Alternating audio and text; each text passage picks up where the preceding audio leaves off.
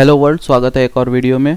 आज हम लोग बात करने जा रहे हैं एस्केप सीक्वेंसेस के बारे में। तो मेरे पास एक क्लास बनी हुई है एस्केप सीक्वेंसेस नाम की, और इसमें सिर्फ बेसिक एक तो टेम्पलेट है, सिर्फ एक क्लास है, मेन फंक्शन है हमारा, और इसके अंदर एक प्रिंट स्टेटमेंट है जो कि प्रिंट करता है जावा इज़ ऑसम। तो एक बार देख लेते हैं कि अभी हमारे पास क्या प्रिंट हो रहा है। तो जावा इज़ ऑसम प्रिंट हो रहा है। ये इसमें कुछ खास नहीं है। तो हम लोग अब ये समझते हैं कि एक एस्केप सीक्वेंस क्या होता है। तो एक एस्केप सीक्वेंस कुछ नहीं होता, एकदम आसान है इसको समझना। तो अब समझते हैं कि एक एस्केप सीक्वेंस क्या होता है। तो एक डॉक्यूमेंटेशन कमेंट बना लेते हैं और अब यहाँ पे समझाना शुरू करते हैं। तो what is an escape sequence. Escape sequence एक स्पेशल तरह का कैरेक्टर होता है जो कि एक बैकस्लैश से स्टार्ट होता है और उसके बाद और भी कुछ कैरेक्टर या कैरेक्टर्स हो सकते हैं। जब भी ये एग्जीक्यूट होता है तो ये एक अलग तरीके से प्रिंट होता है, मतलब कि नॉर्मल जैसे कुछ भी प्रिंट हो रहा है ये उससे थोड़ा सा अलग होके हम लोग को एक अलग आउटपुट देता है। तो हम लोग देखते हैं what is an escape sequence. An escape sequence is a character or a series of character following a backslash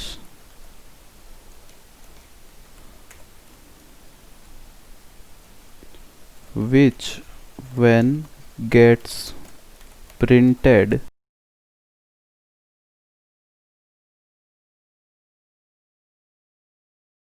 produces a special output. तो ये होता है हमारा स्पेशल कैरेक्टर, ये क्वेश्चन और ये आंसर।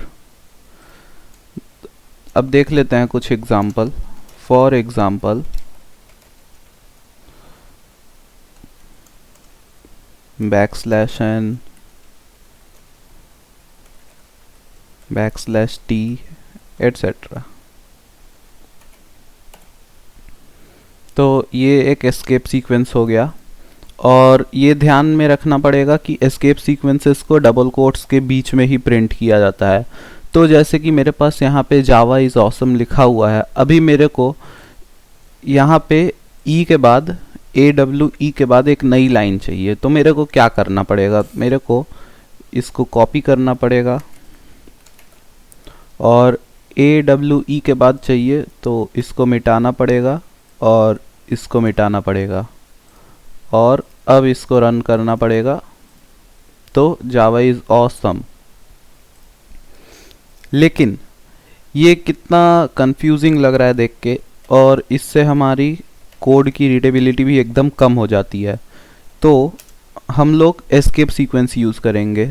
तो यहाँ पे हम लोग एक बैकस्लैश लगा के n लगा देंगे और अब देखते हैं क्या होता है आउटपुट। देखो वही आउटपुट हो रहा है, लेकिन हमारे कोड की रीडेबिलिटी बहुत बढ़ गई है। तो इसी तरह से हम लोग अगर टैब चाहें तो हम लोग क्या कर सकते हैं, ऐसे स्पेस दे सकते हैं। लेकिन ये ना करके हम लोग अगर बैकस्लैश टी कर देते हैं तो यही हमारा काम कर देगा। देखो यहाँ पे एक स्पेस आ गया है। इसको स्पेस नहीं, इस बड़े वाले स्पेस को टैब बोलते हैं। ये हुआ। और भी हमारे पास कई सारे एस्केप सीक्वेंस हैं, जैसे कि मेरे को अगर कुछ ऐसा प्रिंट करना है, मेरे को कुछ ऐसे प्रिंट करना है कि जावा इज ऑसम। तो ये तो प्रिंट हो नहीं सकता क्योंकि ये दो डबल कोट्स हैं, और यहाँ पे अगर डबल कोट्स लगाते हैं तो ये वाला डबल कोट यहाँ पे आके एंड हो गया और ये वाला बाहर हो गया। तो ये सोच रहा है कि ये वेरिएबल है और यहाँ पे एक और पंक्चुएशन घुसा दिया गया है, तो ये कंपाइल नहीं होगा। तो अगर इसको भी एक एस्केप सीक्वेंस लगा दे तो ये प्रॉब्लम सॉल्व हो जाएगी। तो बैकस्लैश लगा के एक ऐसे डबल कोट्स और यहाँ पे भी एक बैकस्लैश लगा के डबल कोट, और अब देखते हैं हमारा आउटपुट क्या है। तो ये हो गया हमारा आउटपुट। और मेरे पास यहाँ पे एस्केप सीक्वेंसेस की एक लिस्ट है। तो यही है वो एस्केप सीक्वेंस जो कि नॉर्मली यूज़ होते हैं रेगुलर बेसिस पे। तो हम लोग देखते हैं कि कौन सा एस्केप सीक्वेंस क्या कर रहा है। तो एक \t है, तो insert a tab in the text at this point. \b है, इंसर्ट अ बैकस्पेस। \n है, न्यू लाइन। \r है, insert a carriage return. \f, insert a form feed. और / और सिंगल कोट से सिंगल कोट आ जाएगा हमारे आउटपुट में, और / डबल कोट से डबल कोट आ जाएगा, और \/ के बाद इंसर्ट अ / कैरेक्टर। तो यही वो एस्केप सीक्वेंसेस है जो कि हम लोग नॉर्मली यूज़ करते हैं। इन सब एस्केप सीक्वेंसेस को याद कर लेना।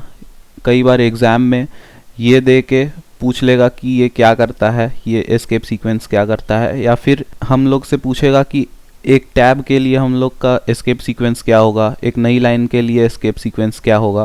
तो यही सब पूछ लेता है, तो इसको याद कर लेना। और यार अगर कोई अभी तक इस प्लेलिस्ट को एक्सेस नहीं किया है तो कर लेना। देखो इसमें 15 वीडियोस आ चुके हैं, ये वाला वीडियो भी बहुत जल्द ऐड हो जाएगा। सारे वीडियोस देख लेना, अभी इसमें और भी वीडियोस आने वाले हैं। फिर मिलेंगे। I will not let them win. I won't stop till the end. No.